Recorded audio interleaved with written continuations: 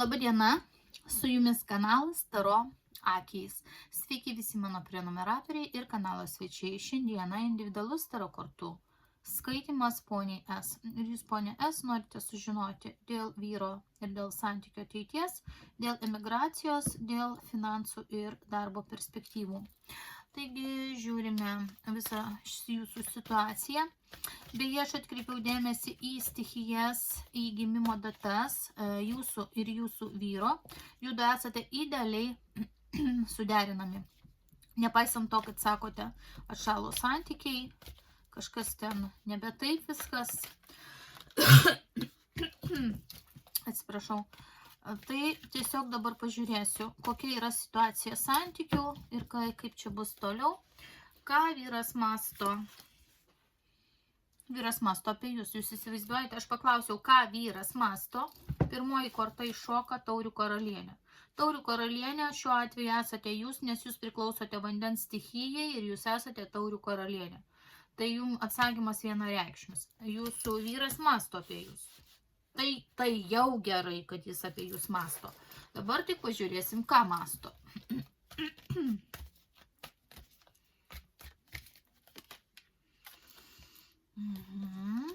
Kad jūs esate stipri moteris. Gali mąstyti, kad jūs darote jam spaudimą. Toliau masto ir apie vaikus, nes krenta vaikiška korta. Pozityviai, sakyčiau, masto, nebent galvoja, suprantate, kad jūs vienas kitam kažkokį tai spaudimą darote, bet tai nėra kritiška, tai nėra blogai. Atsiprašau. Jo jausmai jums. Žinot, jausmai yra pasikeitę, mirties zona, aš jau nepasakyčiau, nemeluosiu čia, nesuksiu jums, negražinsiu. Mirties korta rodo, kad jausmai yra numirę, jausmai yra pasibaigę, romantikos nebėra. Štai ir viskas. Žodžiu, taip, kaip buvo anksčiau, nėra ir nebebus, kaip ten santykių pradžioj, romantiškų pradžioj. Dabar jisai turi irgi kažkokių tai ir gudrių planų. Gali būti, kad jis kažką tai ir slepia jausmų srityje. Pažiūrėkim. Nežinau, čia tokia, žinot, kaip čia jums pasakius. Šita korta, moteris yra toj kortoj, bet tai nerodo, kad tai yra kažkokia jo ten nusižiūrėta moteris. Bet to šitoje kortoje yra rodama labiau finansai negu kažkokia tai moteris. Žiūrim toliau. Kompanija. Linksma kompanija. Žodžiu, aš tik tiek galiu pasakyti ir jūsų klausimą, kurį jūs uždavėte, ar jisai yra ištikimas. Aš pasakysiu taip. Jis galvoja apie jūs. Apie jokias skyrybas, santykių išardymą jisai negalvoja. Jausmų nėra, aistrų didelių nėra. Galimai šita finansinė korta rodo, kad judu abudu sieja finansiniai dalykai. Jūs paminėjote vaikai ir buitis. Ne, labiau jūs ne tiek vaikai, ne tiek buitis, jūs sieja finansiniai dalykai. O šeima ir yra vienas pagrindinių dalykų, tai yra finansai, kurie yra reikalingi visai tai šeimos, žinot, tokiai institucijai, visai tai tokiai organizacijai išlaikyti. Tai va, jis apie tai ir galvoja, bet šalia iškritusi tokia kompanija gali rodyti, kad jisai kažkur gudriai pasislėpęs, galbūt ir išleidžia pinigų, kažkur pabūna su draugais, gal tarp tų draugų yra kažkokių dar ir moteriškų personažų, kuris gali praleisti laiką, gal jam ir smagu būtų, ar jeigu tokia proga pasitaiko, jisai ten tose kompanijose irgi dalyvauja būna, bet aš nematau, kad jo tikslas būtų susirasti kažkokią tai kitą moterį, kažkokiam tai rimtiems santykiams. Čia, žinot, kokia diena, kokia situacija, kad čia jisai specialiai ieškotų kažkaip savo gyvenimą pakeisti, aš nematau tokių dalykų. Bet lygiai taip pat romantikos ir ten kažkokios tai, žinot, empatijos, gilios meilės, romantikos jums aš irgi nematau. Jo planai dėl jūsų. Vėl vaikai, finansai, reikalai, ašgi sakau, finansai stovi. Čia dabar jau jisai masto ir apie kažkokį tai partnerį, vyriškį, kažkokias tai permainas, apie sėkmę, apie finansinę sėkmę, apie verslo partnerius, nori ramybės, nori pusiausvyros. Ir žinot,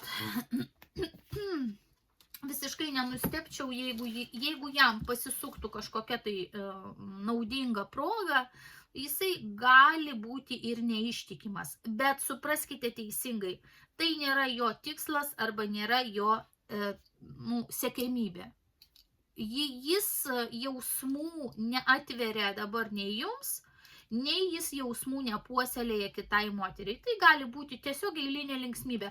Jam gali lygiai taip pat būti ir smagus pasistėdėjimas, kokioj, pavyzdžiui, ten pirty su draugais, ir lygiai taip pat kažkoks ten, jeigu pasitaikytų vienos nakties nuotykis, jis kitą dieną apie tai jau nebegalvotų, nei tos moters vardo žinotų nieko. Viskas tai būtų taip, kaip, nežinau, sakau, alaus bokalo išgėrimas. Tai va, jums į tai dėmesį kol kas kreipti iš vis nereikėtų.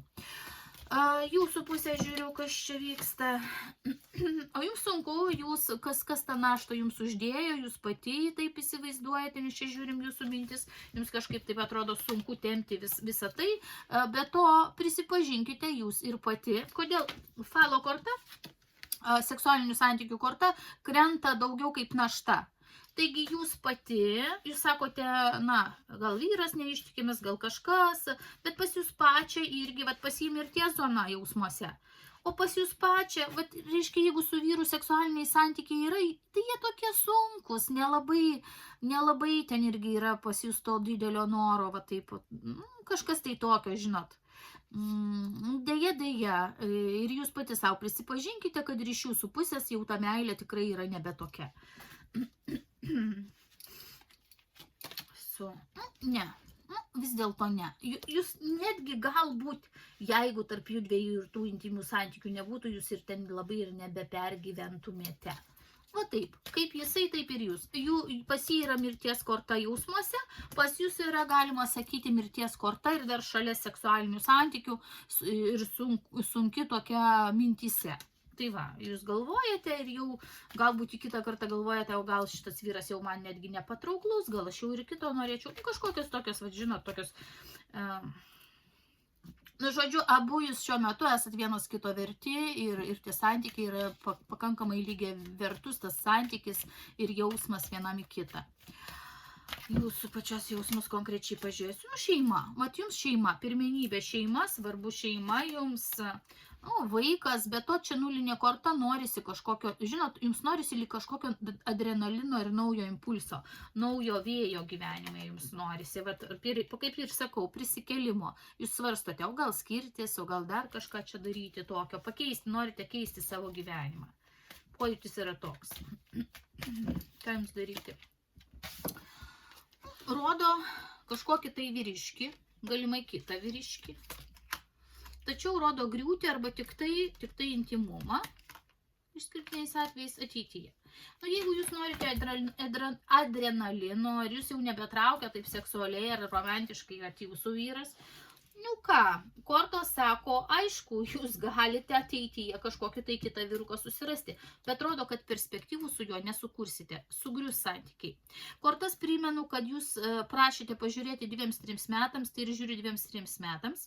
Tai nematau, kad su kitu vyriškiu, žiūrėkit, intimų santykiai, draugystė, kažkoks smagus nuotykis ir bendravimas gali būti, bet su kitu vyru tai nėra atsakymas į jūsų klausimą, ar aš sutiksiu savo antrąją pusę. Ne, tai nebus antroji jūsų pusė, tai bus tam tikras laiko intervalas, kurį jūs praleisite su kitu vyriškiu. Bet jūs su tuo kitu vyriškiu neišvystysite rimtų ilgalaikių, prasmingų, patikimų santykių. Tai atsakymas yra labiau ne. Labiau ne. Vyriškių jūs sutiksite, laiką leist galėsite, susitikinėt galėsite, aistros virs, intimumas bus, viskas bus.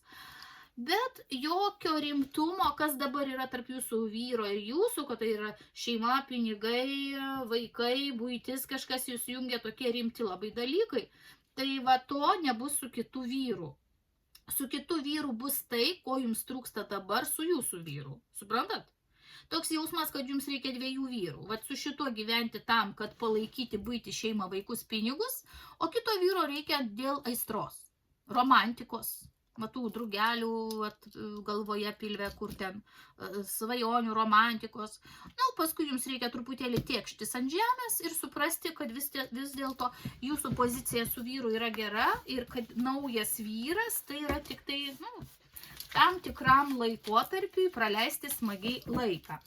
Tai va, atsakymas yra taip, kad jūs antros pusės nesutiksite, jeigu net jums ir atrodys, kad jūs ją sutikote, jūs su juo neišbūsite visą gyvenimą, jūs išbūsite, palaukit, pažiūrėsim kiek, neišbūsite, o gal net ir nebūsite, atsiskyrėlis, vienišius krenta.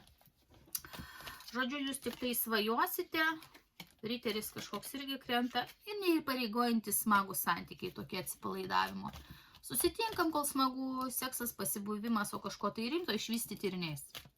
Tai va, atsakymas yra toks ir jeigu jūs tikitės, jeigu jūsų, pavyzdžiui, mąstymas yra toks, kad aš išsiskirsiu su savo vyru ir tada surasiu jau tikrąją meilę ir būsiu laiminga, tai taip nebus. Toks planas jums nepavyks. Ir jeigu jūs norėtumėt skirti su savo vyru vien tam, kad jūs norėtumėt persimesti ant kito vyriškio, tai taip nedarykite. Jeigu jūs norit su savo vyru skirtis bet kokiu atveju, pat įsivaizduokit, jeigu jūs niekada neberasit antrosios pusės ir nesukursite rimtų ilgalaikių santykių, ar jūs skirtumėtės vis tiek su savo vyru? Jeigu jūsų atsakymas ne, tai tada jūs su juo ir nesiskirkit, todėl kad naujų santykių, laimingų ilgalaikių rimtų patikimų nesukursit. Va štai toks yra kortų atsakymus ir tame kontekste galvodama jūs spręskite, gyventi jums toliau su jūsų vyru ar negyventi. Nes būkit pasiruošus, kad gali tekti gyventi vienai. Ir nusivilti, gal net ne vienais naujais santykiais. Taip, toliau.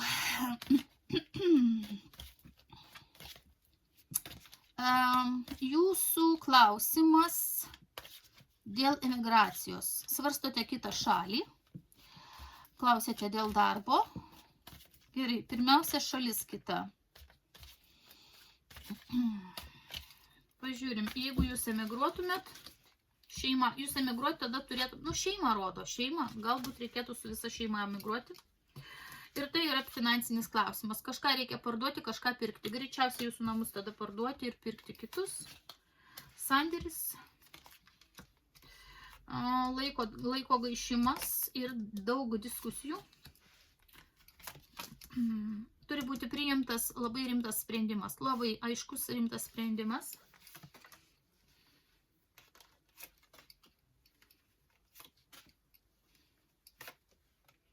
Viskas gali baigtis tom, kad jūsų emigracija gali būti visai palanki ir laiminga. Jūs geriausia būtų apsispręsti per pusmetį, ilgiausiai per metus. Geriausiai per pusmetį padaryti sprendimą. Jeigu emigruosite, jūsų sprendimas yra teisingas. Taip. Dabar žiūrime smulkesnius jūsų klausimus. Jūs klausėte taip, ar bus Lietuvoje karas? Klausėte, pavojus visuotinis, ar bus Lietuvoje karas? Pasakysiu taip. Per 2-3 metus gali viskas būti taip, kaip dabar. Grėsmės yra, įtampa bus visada, niekas nenurims, niekas nenuslops. Suprantat? Visada bus grėsmė. Ir šita korta rodo 50%. 50% grėsmė, jinai bus visada per 2-3 metus. Imperatorius. Imperatorius gali, žinot, ką rodyti, didelės valstybės diktatorių, kuris gan agresyviai elgėsi su kitomis valstybėmis, taip pat ir su mūsų valstybė. Jis darys visada įtaką ir darys grėsmę. Ko jūs nematote? Vat jūs nematote savęs. Vat rodo, jūs pati į save turite pažvelgti, kad jūs liūdėsite dėl to ir visada turėsite tokį nerimą. Visada jūs dėl to nerimausite, nes tas nerimas bus jūsų dėja pagrįstas. Praeityje žinios, ateityje.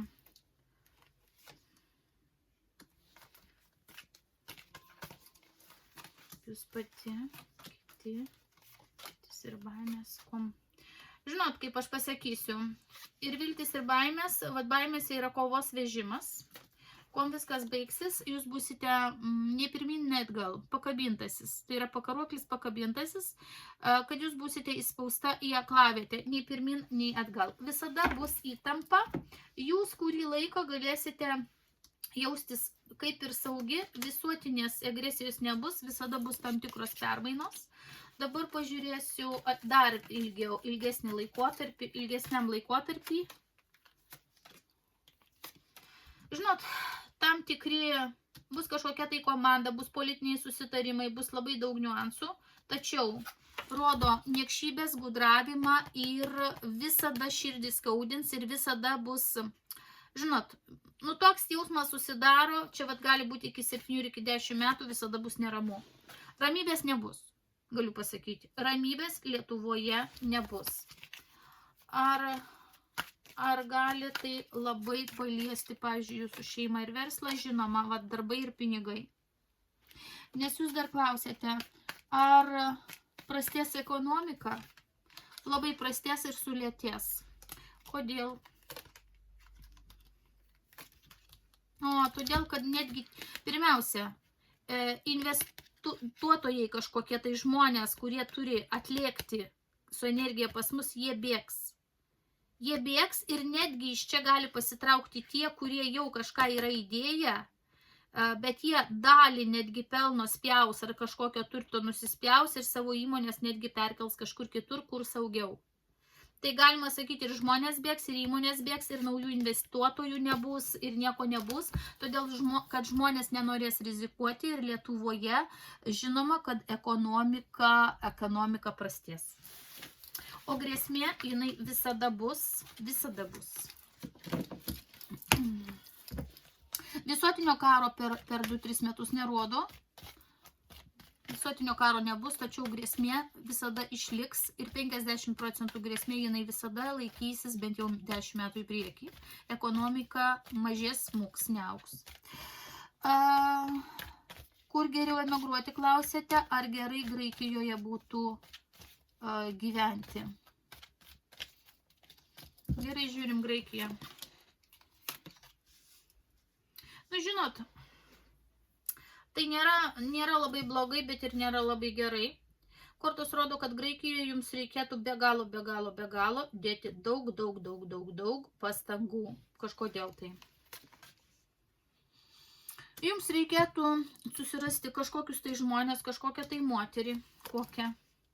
Oi, sunkiai. Jums bus sunkiai susirasti pagalbą. Pagalba sunkiai susirasti, draugų sunkiai susirasti, pažįstamų susirasti sunkiai, kas padėtų tenai įsitvirtinti sunkiai, kas nupirkti padėtų sunkiai, daug niuansų.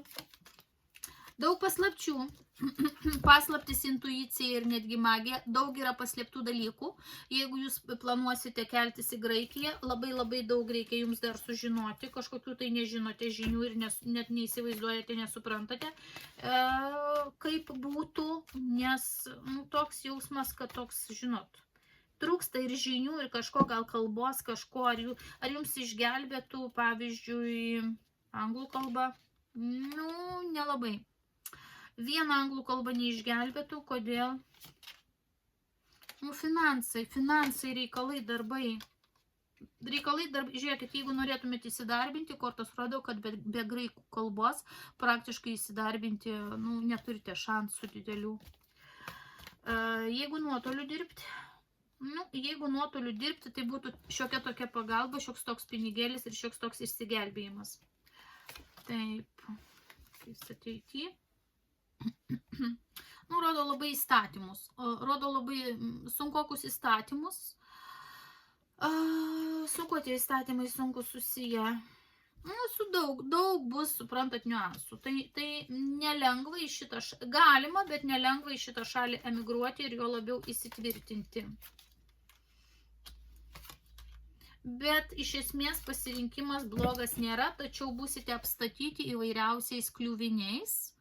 Ir kažko tai nežinote. Kas labiausiai jūs gali nustebinti? Kažkoks tai vyriškis, kuris... Finansiniai klausimai.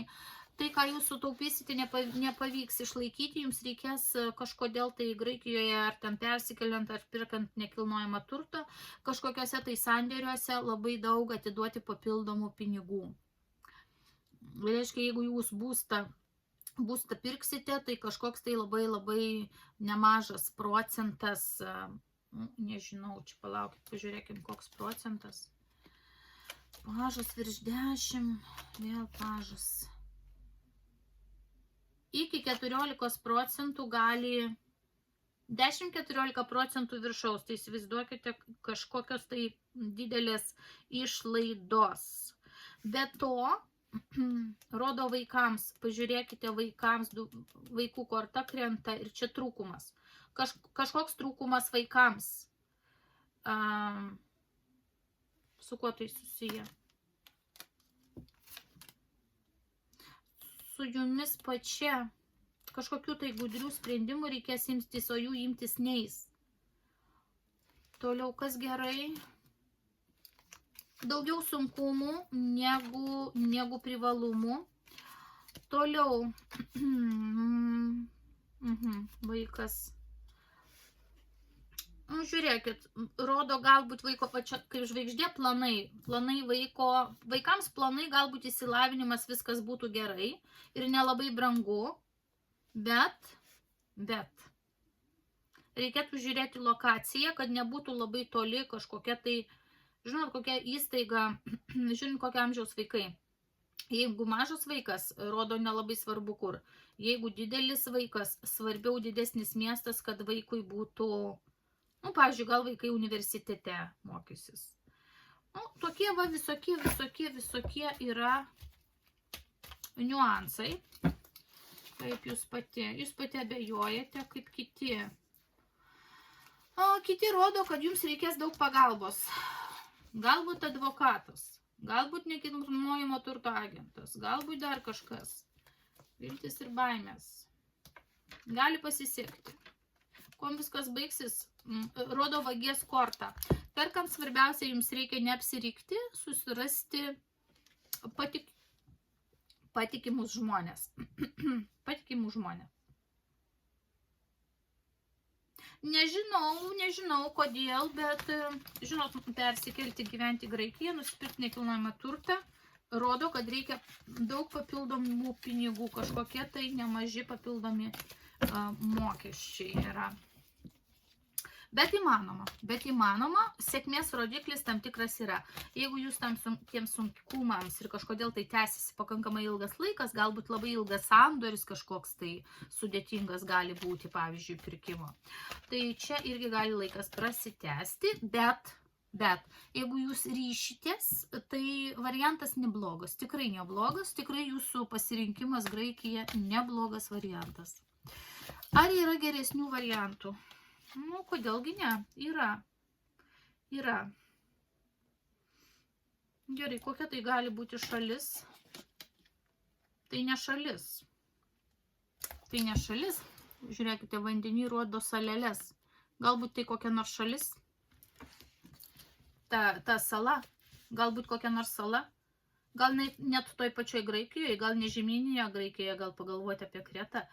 Ar tai kita šalis? Kita šalis auganti. Matot, čia yra moteris neščioji, tai yra augimas.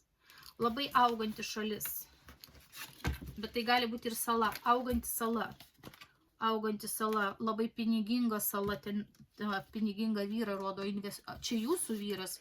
O tai tau galbūt jūsų vyrui būtų tinkama kita šalis, bet sala. Auganti. Investicijos didelės. Labai didelės investicijos į kažkokią salą. Bet tai lyg graikiška, bet tai lyg negraikiška. Pagalvokim geografiją. Kipros salos, Kipras. Aš žadėjau sakyti, Graikijos salos ten Kreta, Rodas, dar kažkokios, bet Kipras taigi irgi yra ten yra graikiškoji pusė ir turkiškoji pusė Kipre. Galbūt, bet Kipro sala labai auganti yra. Pažiūrėkime, ar Kipro sala jums tinkanti? Dokumentai, važiavimas. Važiavimas tik pakibęs, kažkodėl tai su automobiliais ten kažkokia problema yra. Su automobiliais Kipre problema, bet ją galima išspręsti. Pasižiūrėkite, nes ar Kipro sala tiktų? Taip, netgi labai. Pagalvokite apie tai. kaip variantą. Tik aš nežinau, aš pati kiek žinau, tai Kipro sala yra padalinta per pusę ir yra Europos Sąjungos Kipro pusė ir yra ne Europos Sąjungos pusė, kur priklauso Turkijai, yra turkai ten užgrobę tą visą salą buvo dalį ir jinai padalinta. Tai va, tai pažiūrėkim, kokią dalį jums europietiškąją ar turkiškąją. Turkiškąją, gali vilioti turkiškoji pusė kažkodėl, dėl finansų, gal ten pigiau, bet jums siūloma būtinai, jeigu jau Kipre rinktis, tai ne turkiška pusė, o graikiškąją pusę. Taip kad vis vien Graikija. Kipras yra, tai man atrodo, graikų dalis yra. Pusė salos graikiškos, Europos Sąjungoje, pusė turkiškos, ten jau kitkas visai, kaip kita šalis. Tai kaip variantas irgi jums pamastyti toks, kaip sako, graikai, ne graikai, sala, irgi daug pinigų ten investuoja, plečiasi irgi labai šita sala. Tai va, pamastykit, ar ten yra kokiu nors dar pliusų, ar ten lengviau. Taip, jums būtų lengviau. Matot, jūsų korta iš karto iššoko. Kipro saloje jums būtų lengviau. Kas būtų lengviau? Oi, jūs įdėtumėt truputėlį pastangų ir jūs kažko tenai pasiektumėt. Meistriškumas, darbas, susišnekėjimas, komanda. Gal ten lengviau su kalba, gal ten lengviau su darbu, gal ten lengviau dar su kažkuo. Suprantat? Žiūrėkite, rodo žvaigždė, nuotolį kažkokį darbas per nuotolį. Gal ten vystosi kažkokios naujos technologijos, ar ten kažkokios IT technologijos. Bet sala atsiskyrusi. Bet tai sala. Nebent jums nepatiktų, kad tai sala. Nu va, taip kortos čia, tokias mintis man padavė, taip intuityviai aš numaniau, kad čia taip gali būti. Tai va tokie pamastymai kortų yra. Graikija yra geras variantas, tik kur ta Graikija bus? Ar bus žemyninė Graikija, ar bus Graikijos sala kokia nors Kreta, ar tai bus graikiškoji Kipro dalis. Taip. Ir be to ten parodė, Kipre parodė ir jūs, ir jūsų vyro. Galbūt tam tikros, suprantat, verslo kažkokie tai. Be to parodė automobilius, gal kokie nors automobiliais kažkas susiję, pavyzdžiui, kokia nors automobilių nuoma, kaip verslas, neblogas variantas. Gerai, žiūrim toliau. Jūs dar klausėte dėl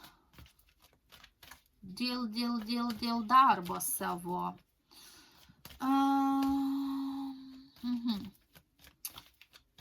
Variantas tapyba.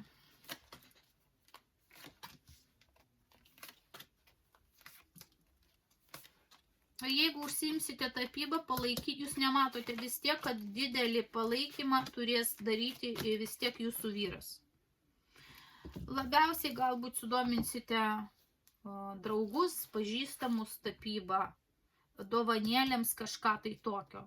Gal pamastykit kažkokį verslą tokį, jeigu savo darysit kažkas, kas susijęs su dovanėlėm, kur galima pritempti viską, sakėte, ir papuošalai, ir paveikslų tapimas, ir kažkas vaikam, ir kažkas to taip, kaip tokia suvenyrų dovanų parduotuvė, bet žinokite, rodo vyrą jūsų. Paslėptoj zonoje rodo vyrą, jūs viena vis tiek be vyro neišgyvensite. Toliau. Individualus verslas internetu, sakėte, ar eiti į samdomą darbą? Individualus darbas internetu.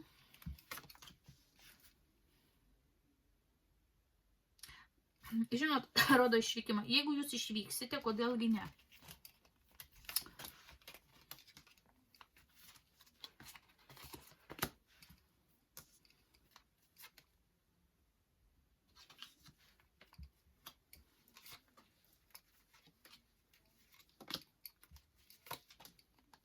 Nu ir vėl išvykimą.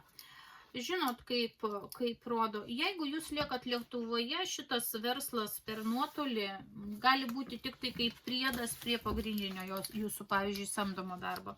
Jeigu jūs išvyksite, tai pradžioj liks tik tai nuotolinis šitas darbas, kurį jūs pradėsite Lietuvoje, galėsit perkelti, jeigu išvyksit kitoj šalyje, jį tęsti. Dabar ar eiti samdomą darbą? Nu, į samdomo darbą tik į tokį, kur jums būtų širdžiai mielas. Tik tai.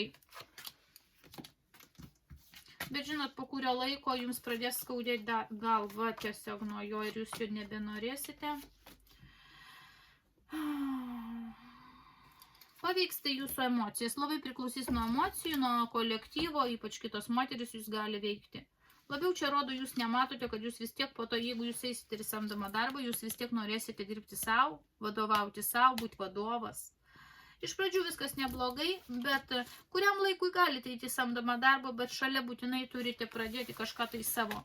Tai gali būti, kad jūs viena koja esate ten, viena koja ten. Galite dirbti samdomą darbą, bet šalia to vis tiek turėti planą pereiti į savo individualią veiklą, bet vyro pamesti negalima, nes vyras rodo jums kaip parama ir su vyru skirtis vien todėl, kad atšalo santykiai būtų, nu va, žiūrėkit, iššoko jūsų vyras, matot? Tik paklausiau apie vyrą, jis yra monetų karalius, žemės stichijai priklauso. Jums kortos nepatarė skirtis, bent jau jūs žiūrim kortas 2-3 metus nesiskirti. Ir jeigu darysite drasketiškas permainas savo gyvenime, ten būsto pardavimus, persikraustimus, ne, kortos nerodo, kad skirtis. Tai yra neišmintinga skirtis vien todėl, kad jūs tenai jausmai atšalo. Jeigu vyras palaiko, sakot, darboholikas, palaika namus, tenai vaikus, pinigus uždirba, tai yra vienas geriausių variantų, koks gali būti šeimoje. Su jausmais turit pati susitvarkyti, bet jeigu jūs mesit visą tai, ką turit ir lieksit ieškoti emocijų, tai taip jūs jas rasite, tačiau niekada nebesukursite to, ką šiandien turit su savo vyru, tai yra buitis, pinigai, vaikai, rūpesčiai, namai. Toliau, žiūriu, ar dar turite klausimų, ar kažko nepraleidau.